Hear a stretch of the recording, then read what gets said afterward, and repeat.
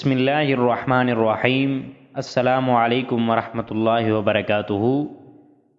حدیث کا مفہوم حضرت عثمان رضی اللہ عنہ راوی ہیں کہ سرکار دو عالم صلی اللہ علیہ وسلم نے ارشاد فرمایا، جو آدمی وضو کرے اور اچھی طرح کرے، یعنی اس کے سنن اور مستحبات کی رعایت کے ساتھ، تو اس کے صغیرہ گناہ اس کے بدن سے نکل جاتے ہیں، یہاں تک کہ اس کے ناخنوں کے نیچے سے بھی گناہ نکل جاتے ہیں۔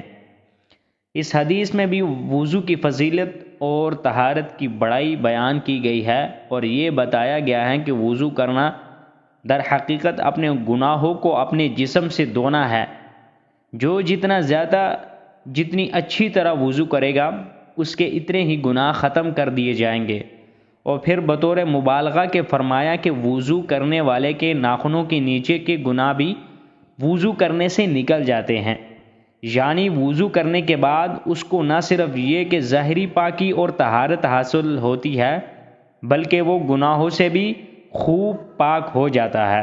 اللہ عز و جل ہمیں اسلام پر عمل کرنے کی توفیق عطا فرمائے، اور ہمارے اس چینل کو سبسکرائب کریں، لائک کریں، شیئر کریں۔